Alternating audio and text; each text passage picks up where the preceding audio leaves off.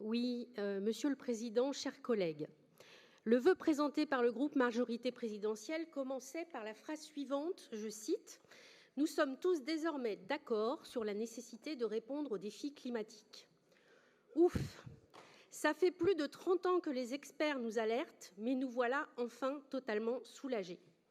Enfin non, pas vraiment en fait, parce qu'en matière de réponse aux défis climatiques, c'est comme en amour, les belles déclarations ne suffisent pas, encore faut-il qu'il y ait des preuves tangibles.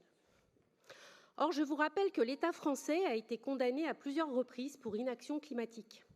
En juillet 2021 d'abord, puis en mai 2023, où le Conseil d'État a confirmé son premier jugement et constaté que les ministères chargés de la transition écologique n'ont toujours pas pris les mesures nécessaires à garantir l'atteinte de nos objectifs climatiques en 2030, pourtant inscrits dans la loi.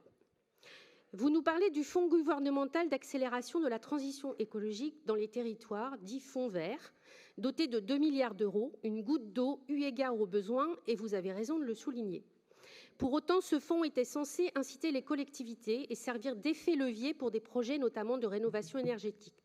Les premiers bilans concernant l'utilisation de ce fonds montrent que la grande majorité des projets financés étaient déjà prêts et prévus, ce qui ne permet pas de jouer l'effet d'entraînement escompté, sans parler du défaut de transparence dans les attributions dénoncé par de nombreuses associations de collectivités. Alors oui, les territoires ont tous leur rôle à jouer dans les réponses à apporter aux défis climatiques, adaptés à leurs particularités.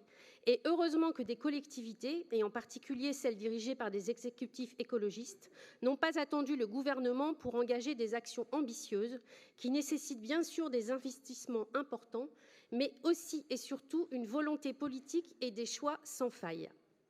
Votre vœu invite la région à se saisir du dispositif de tiers-financement que la loi du 30 mars 2023 permet d'étendre à l'État et aux collectivités locales à titre expérimental. C'est un outil juridique supplémentaire, bien sûr, mais certainement pas une révolution comme vous l'affirmez. Et il suffit de lire les avis de spécialistes, le cabinet de consultants en finances publiques Clopfer par exemple, qui y voit autant d'avantages que d'inconvénients. Au total, il s'agit d'un outil supplémentaire disponible, mais pas forcément adapté à toutes les collectivités. En l'occurrence, s'agissant des grosses collectivités, et plus particulièrement de la région Île-de-France, région la plus riche d'Europe, elle n'a pas vraiment besoin de faire financer des travaux par un tiers privé pour les rembourser ensuite avec des intérêts, bien sûr. Il s'agit avant tout, encore une fois, de volonté et de choix politiques.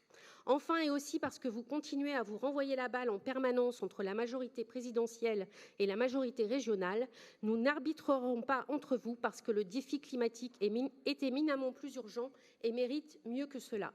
Nous nous abstiendrons donc sur ce vœu. Merci.